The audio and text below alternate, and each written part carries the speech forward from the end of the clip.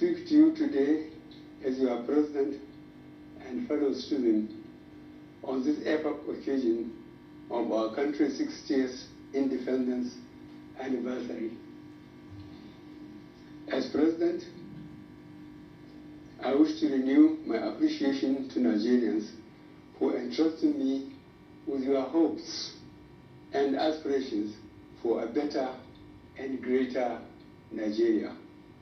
Today, it is my unique privilege to recommit myself to the service of this great country of great people with profound diversities and opportunities. We are bound by destiny to be the largest and greatest black nation on earth.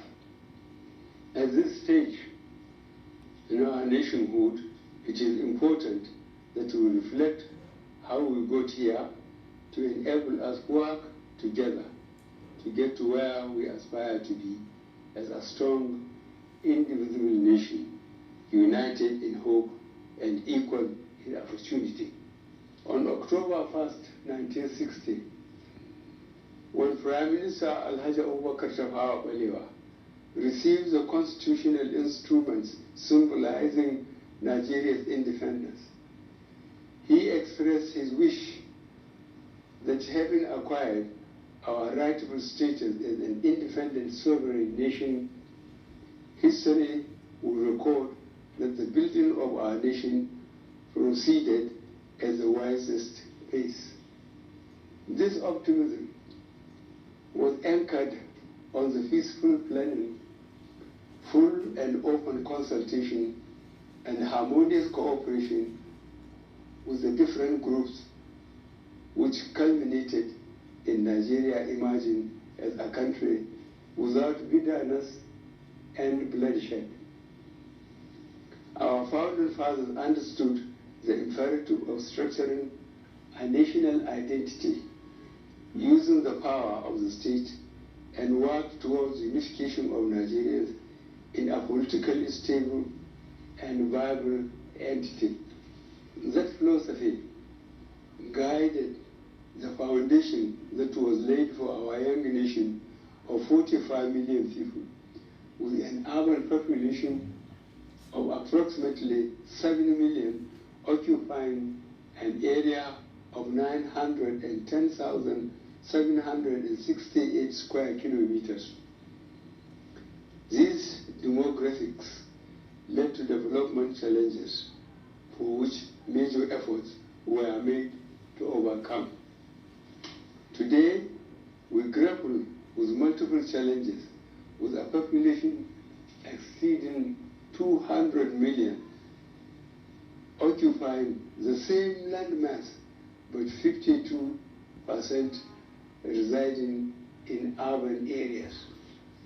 60 years of nationhood provide an opportunity to ask ourselves questions on the extent to which we have sustained the aspirations of our founding fathers. Where did we do the right things? Are we on course?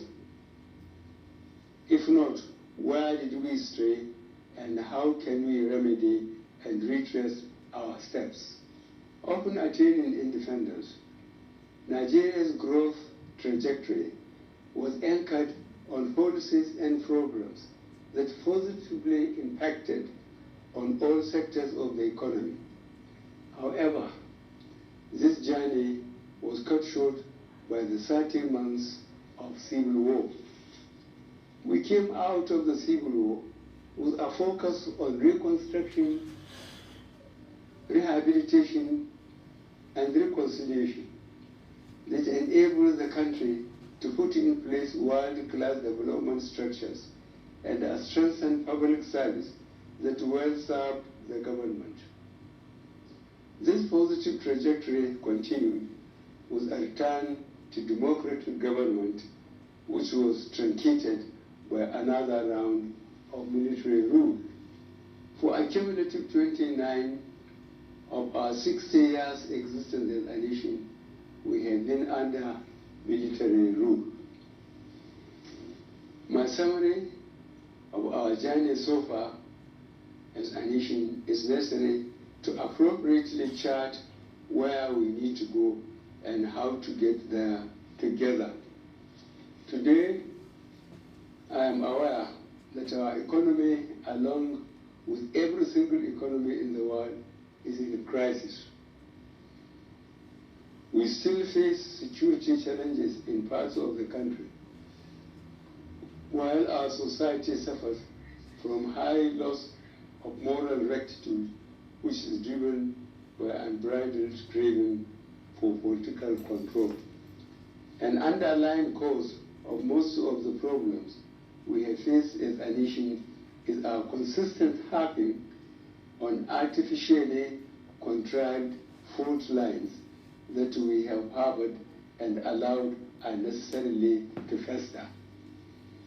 In addition, civil service, police, the judiciary, the military all suffered from a general decline. We need to begin a sincere process of national healing, and this anniversary presents a genuine opportunity to eliminate all and out affected with our only footstep in the life we always are. The stereotype of thinking of ourselves as coming from one part of the country, before seeing ourselves as Nigerians is a key starting point to protect us on the road to our deserved unity, evolution, and development. To start this healing process, we are already blessed with the most important asset any nation requires for such, our people. And this has manifested globally in the exploits of Nigerians in many fields. It has been demonstrated time and time again that Nigerians in the diaspora frequently excel in science, technology, medicine, sports, arts, and many other fields. Similarly, the creativity, ingenuity, and resourcefulness of the Nigerians at home has resulted in globally recognized endeavors. I am convinced that if we pursue our aspirations together, we will be able to achieve whatever we desire. Let me inform our adopting the theme together to mark the epoch of together we fulfill our condition for the better, and more importantly, together we can do much more for ourselves and for our country. I choose the path of self-reflection because this is what I do on a daily basis, and I must confess that at most times I always felt the need for a collective reflection, as I know that the foundation for a solid future is with an initiative in mind can only be sustainable if there is a collective commitment by Nigerians. Nigeria is not a country for Mr. President, any ruling or opposition party, but a country of us, and we must play our part irrespective of challenges we face to make this country what we desire. To achieve this, we must focus our minds together as a people on ways of resolving the identified critical challenges that underlie our present state. These include A. Evolving and sustaining a democratic culture that leaves power in the hands of the people. B. Supporting the enthronement of the rule of law, demanding accountability of elected representatives, and contributing to good governance. C. Increasing our commitment to peaceful coexistence in a peaceful, secure, and united Nigeria. D, harnessing and optimizing our tremendous human and natural resources to attain our goal of being in the top 20 economies of the world, and in the process, E, lifting 100 million Nigerians out of poverty in 10 years. F, strengthening institutions to make them stronger in protecting national interests. And G, imbibing tolerance in diversity. I am a firm believer in transparent, free, fair, and credible elections, as has been demonstrated during my period as a democratically elected president. The recent build-up and the eventual outcome of the Edo State election should encourage Nigeria that it is my commitment to bequeath to this country processes and procedures that will guarantee that the people's votes count. The problems with our electoral process is mainly human-induced, as desperate desire for power leads to desperate attempts to gain power and office. Democracy, the world over, and as I am pursuing in Nigeria, recognizes the power of the people. However, if some constituencies choose to bargain off their power, they should be prepared for denial of their rights. This goal is made more urgent if we realize that even after a transparent, free, fair, and credible election, desperation leads to compromising the judiciary to overturn legitimate decisions of the people. It is necessary to, therefore, support the enthronement of the rule of law by avoiding actions which compromise the judiciary. Fellow Nigerians, our history has shown that we are a people that have the capacity to live peacefully with one another. As a government, we remain committed to our constitutional oath of securing the lives and properties of the citizenry. I, however, call on the citizenry to also support government by providing the necessary community-level intelligence in addressing these challenges. In moving forward together, it is important to strengthen our economy, to provide sustainable means of livelihood for as many Nigerians as possible, so as to eradicate absolute poverty from our midst. I want to re-emphasize my dedication and commitment, a dedication and commitment that propelled my public service career and informed my quest to continually seek for an opportunity to improve the lives of Nigerians, set the country on the path of prosperity, and lead the country to a better future. This administration has been focused on rebuilding and laying the foundations for a sustainable Nigeria. Of course, we have met and are still meeting the challenges inherent in any rebuilding initiative, more so that of a nation like Nigeria that has undergone avoidable levels of deprivation, but can be surmounted if we all work together. I wish to reiterate that our people and our spirit of excellence remains our most important asset.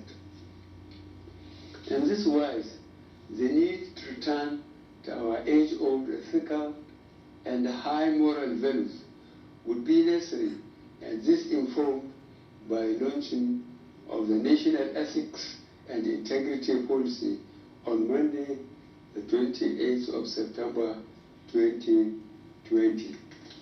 The policy will not implement itself and the first contact of the visibility of its implementation is the public service, whose ongoing reforms would be expected to be sustainable and give a radical redirection in providing services to all Nigerians. Fellow Nigerians, in addition to public health challenges of working to contain the spread of coronavirus, we have suffered a significant drop in our foreign exchange earnings and internal revenues due to 40% drop in oil prices and steep drop in economic activities, leading to a 60% drop in government revenue. Our government is grappling with the dual challenge of saving lives and livelihoods in face of drastically reduced resources. In this regard, sustaining the level of petroleum prices is no longer possible. The government, since coming into office, has recognized the economic argument for adjusting the price of petroleum. But the social argument about the knock-on effect of any adjustment weighed heavily with the government. Accordingly, in the last 3 years, we have introduced unprecedented measures in support of the economy and to the weakest members of our society in the shape of A, trader money, B, farmer money, C, school feeding program, D, job creation efforts, and E, agricultural intervention programs. No government in the past did what we are doing with such scarce resources. We have managed to keep things going in spite of the disproportionate spending on security. Those in the previous government from 1999 to 2050 who presided over the near destruction of the country have now the impudence to attempt to criticize our efforts. In the circumstances, a responsible government must face realities and take tough decisions. Petroleum prices in Nigeria are to be adjusted. We sell now at 161 naira per liter. A comparison with our neighbors will illustrate the point. A. Chad, which is an oil-producing country, charges 362 naira per liter. B. Niger, also an oil-producing country, sells 1 liter at 346 naira. C. Ghana, another oil-producing country, petroleum pump price is 326 naira per liter.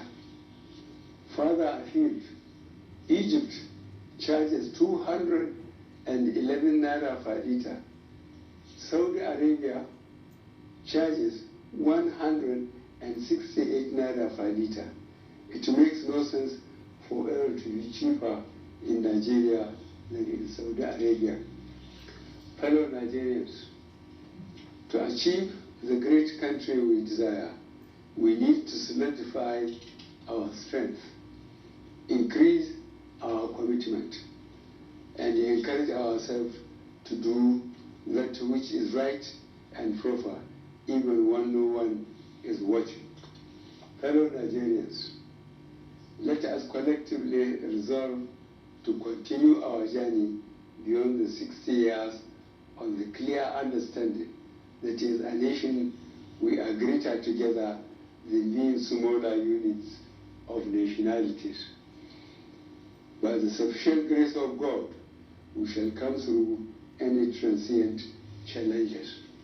It is my sincere hope that by the end of this anniversary, on September 30th, 2021, we will all be proud of taking this individual and collective self-assessment for the progress of our great nation. Long live the Federal Republic of Nigeria. God bless us all.